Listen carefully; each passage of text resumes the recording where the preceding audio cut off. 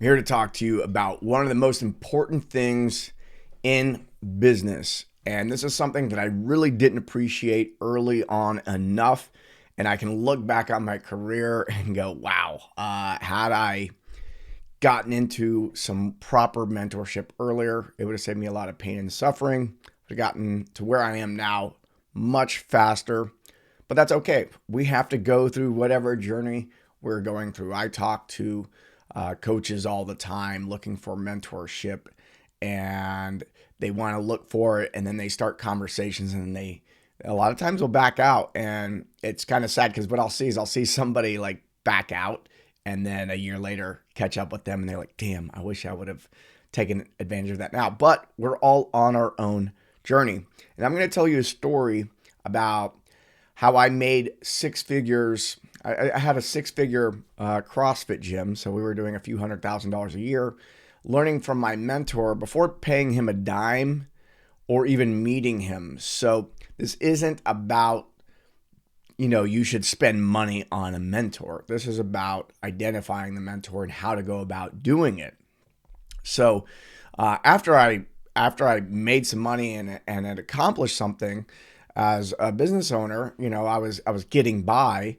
I was able to years later. I spent over $100,000 in a single year on mentorship, and it paid dividends. It did really really well, and so um, it's not. I found the mentor and I knew who it was, and I started learning from them before I was paying thousands and thousands of dollars. And you can do the same thing. Now, the modern mentor problem that we're experiencing right now. So the modern mentor problem is that you have a lot of the coach of coaches in the market are full of big promises and have overpriced programs. And so I say overpriced because I see a lot of coach of coaches going high ticket. So they may have figured some stuff out for themselves. They've done a good job. They want to help other people. But then one of the reasons people go into that market is because it pays better than selling, say, fitness or wellness or anything like that. And you can charge more because it's a lot easier to charge somebody money for something that's going to allow them to make more money. And it gets really, really noisy out there. And it's really hard to tell who's worth listening to and who's not worth listening to. And there's different people for different people. Not like I do mentor and consult some clients, and I know who like my best clients are going to be. There's the majority of the people out there are not a good fit for me. Like they would do better with another mentor. So it's really about finding the one that's right for you.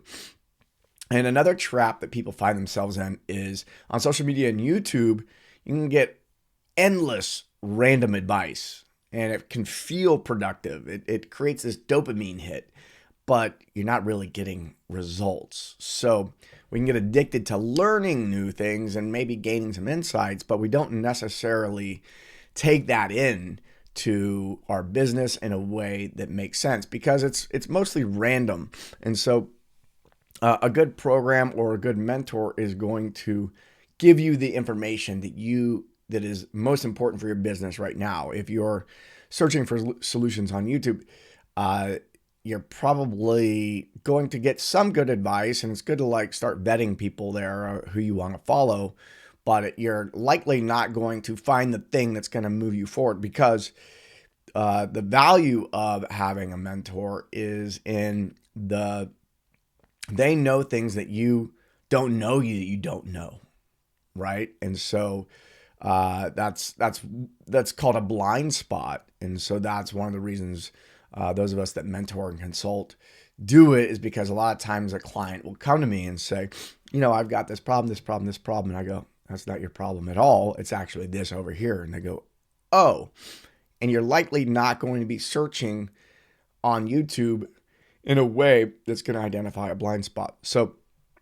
some of the hesitation that most coaches feel before getting in with a mentor is like, what if I spend money on the wrong thing? What if I get pressured into something I can't afford? It's obvious that if somebody is consulting on business that they're good at sales, and a lot of times people will just avoid getting on a phone call at all. I've been in rooms of people who were doing a training and a free consult call was offered to 100 people and 8 people took advantage of it.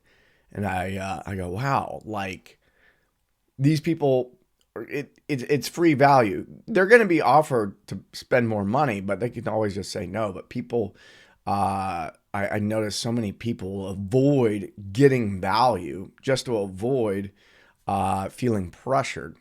And that's because people have a poor experience of sales somewhere in their past. Another thing that a big story, and this is a story that I used to run with. I'll just keep grinding and figure it out for myself. And that's something I told myself for years, and it cost me way more than I'd like to admit. And that was the act of, or the non-action, the not doing something has cost me more money than making a wrong decision here and there. So the decision to not do something is usually the most expensive, and it's hard. It's the hardest one to see because the money never got in the bank account to leave it in the first place. But it's there. Anyone who's been in business for a long time will tell you that the most costly things were missed opportunities. So I'm going to tell you a little story about myself and how I got into mentorship, how I found the mentor that fit for me. And it started in 2009. I had been running my gym for a little bit over a year, and I was not I did not identify as a business owner. I didn't even really understand what the word entrepreneur meant. All I knew is it was not me. And I tell people all the time that I was a reluctant entrepreneur. I was not somebody who wanted to own a business. I did want a gym. I wanted to run a gym the way I wanted to run it. And I knew it had to make money, but I didn't want to do all the things to do it. And so I actually didn't have big aspirations to make a lot of money. But after a little over a year, I was burnt out. I was broke. I had to move inside of the gym because I couldn't afford an apartment. I was doing my grocery shopping at Aldi. I don't know if you know what Aldi is. It's a really cheap grocery store. I had to install a shower in the gym bathroom. We had 2 small bathrooms, and I installed a shower in one of them. And then I had to go to my parents' house to go do laundry. I mean, I had to drive a half hour to where they lived to do laundry. And one day I just got to the point where I was like, dude, I don't have enough money to live and the gym be open all at the same time. And I was actually in grad school at the time as well. And I was really suffering in grad school. I'd like done really well in my undergrad, but I wasn't quite running a gym yet. And grad school is a lot harder than undergrad.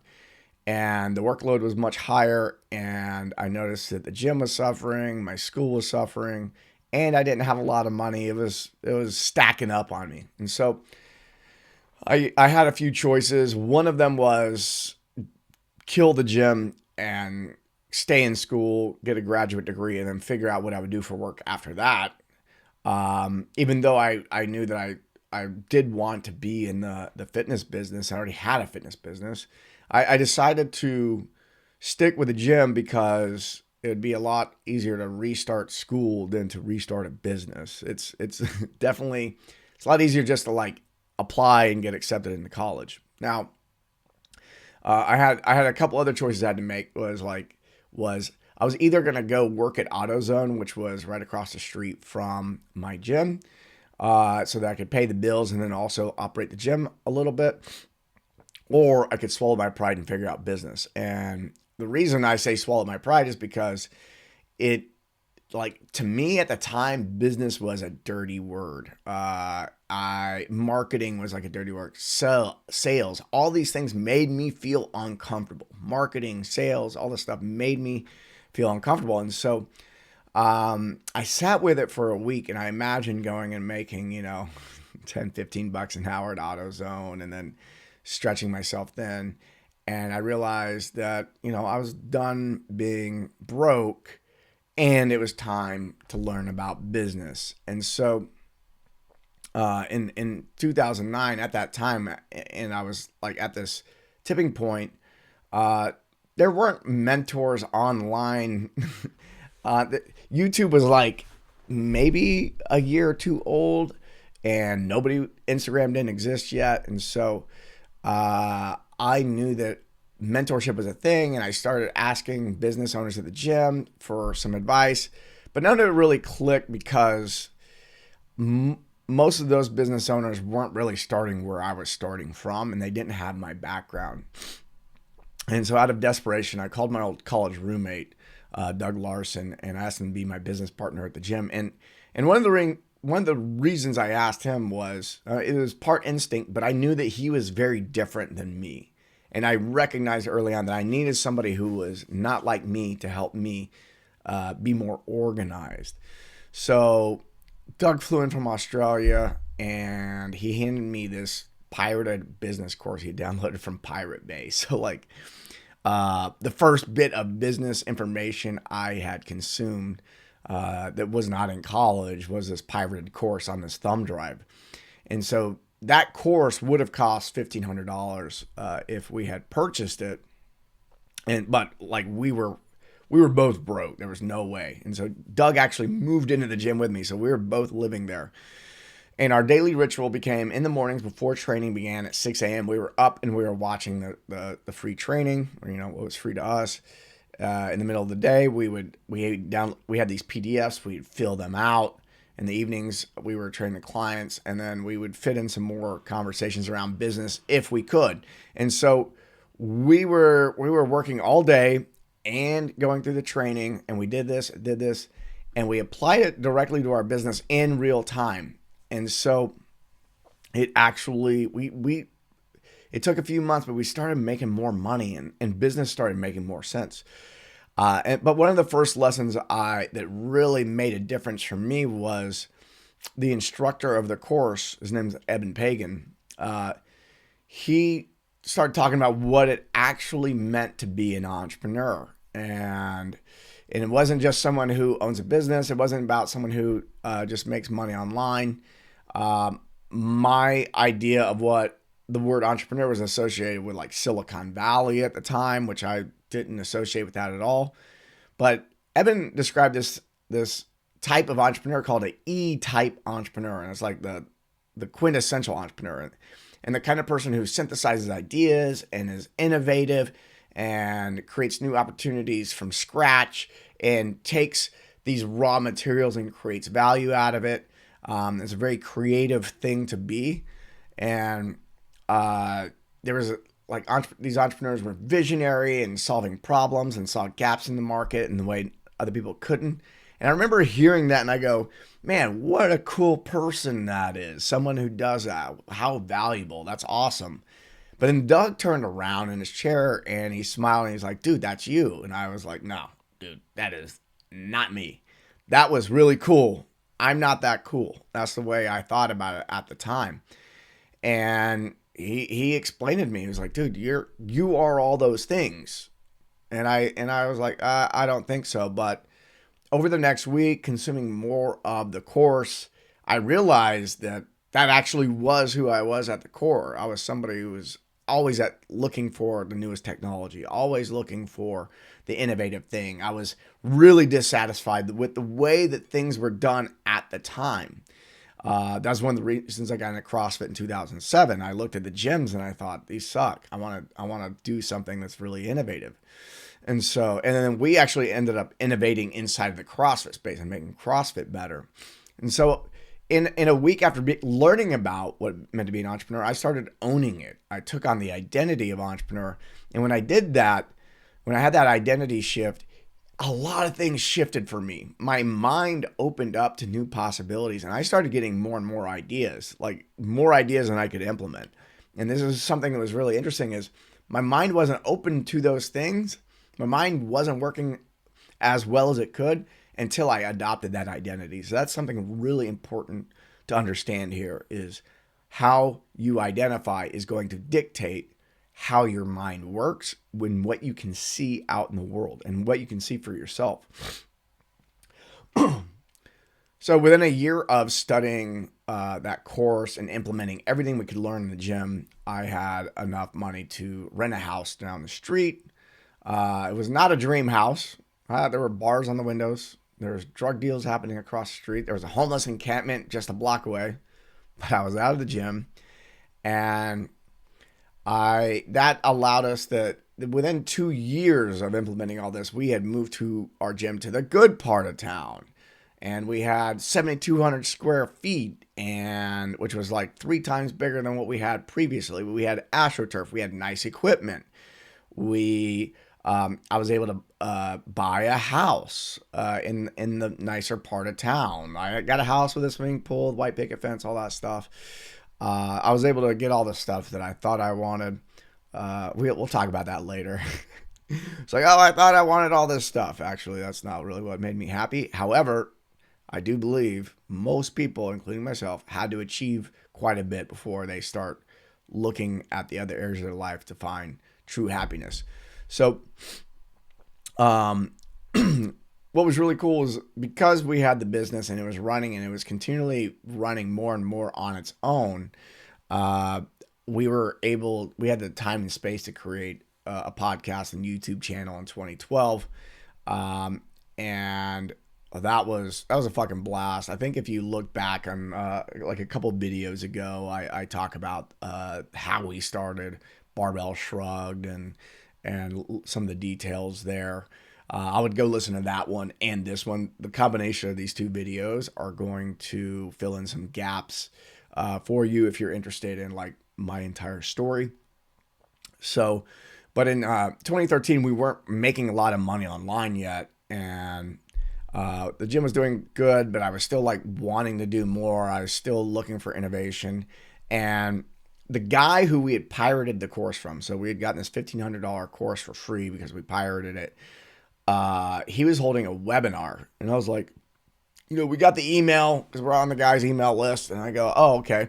He's holding a webinar. My thought was, man, we're doing so much stuff online. I'm going to learn from his webinar. I'm going to learn how he sells something in his webinar, and then I'm going to figure out how to sell stuff online based on, how Eben does it. And so,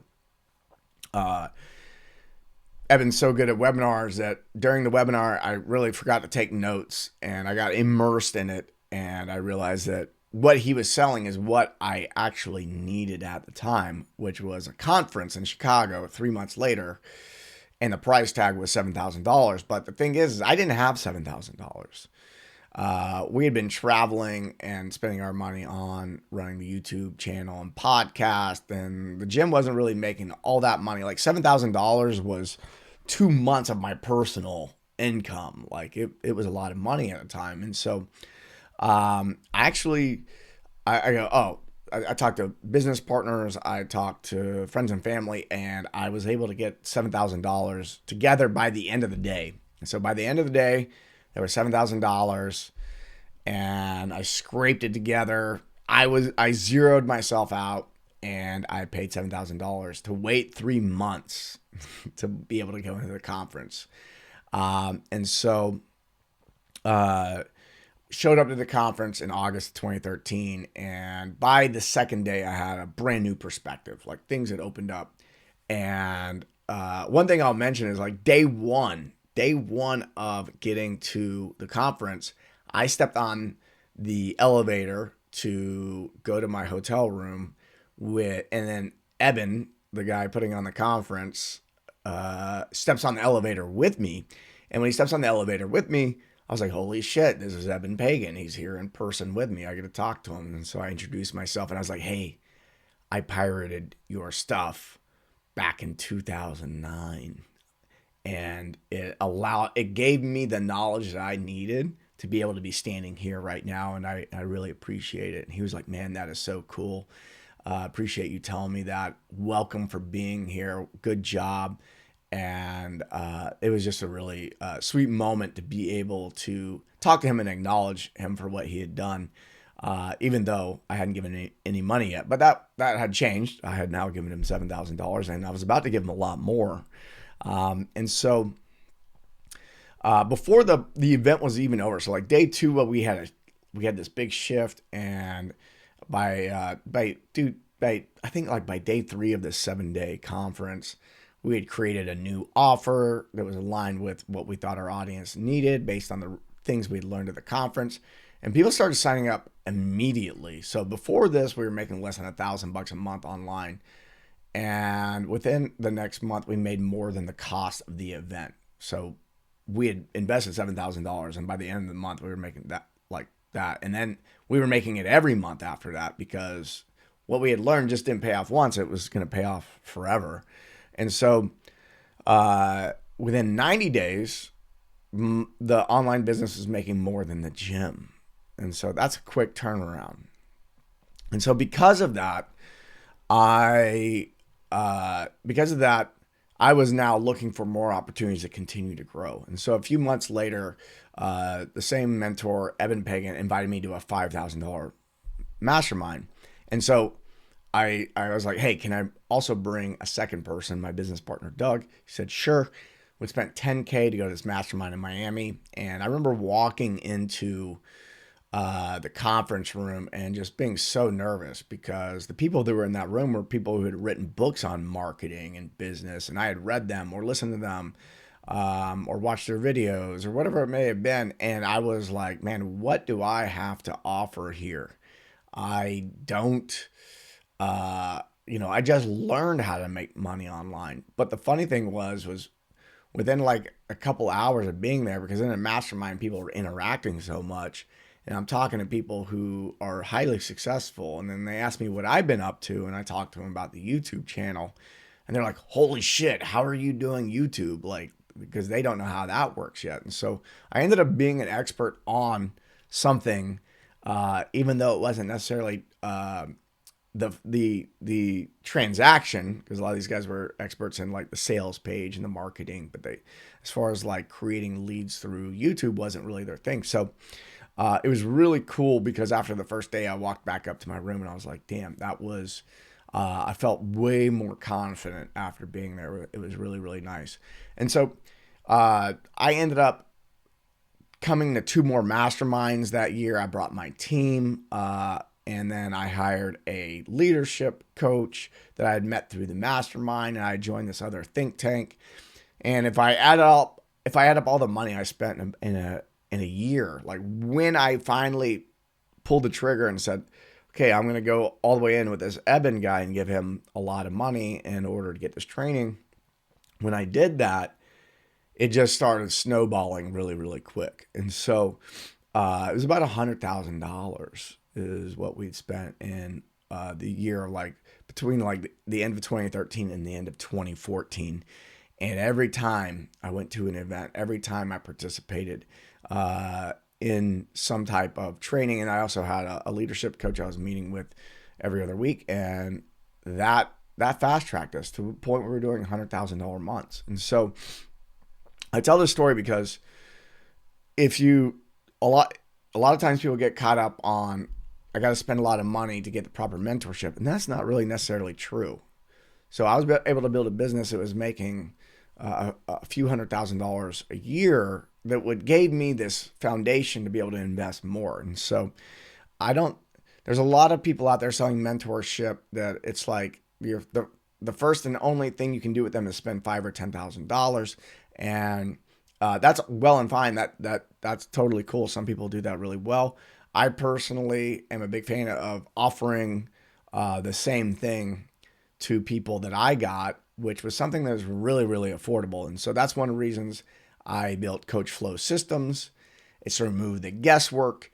There's no high ticket pressure for anyone to buy anything. And the community is priced at a point where like you can cancel like your Netflix and your Spotify, and this is going to pay for the community there. And so I've got education set up and community and all this stuff. So we've been able to create virtually what I was experiencing in person back in 2013 at a fraction of the price. So, and I can do that because I have clients that I coach one-on-one, and that's a totally different price point. But this is about mentorship, and I'm not saying that I'm here to be your mentor, but I recommend that you try out a lot of different things. People that have been in the game for a long time usually have something that's like less than $100 or less than $500 that you can try out the program and see if it clicks for you.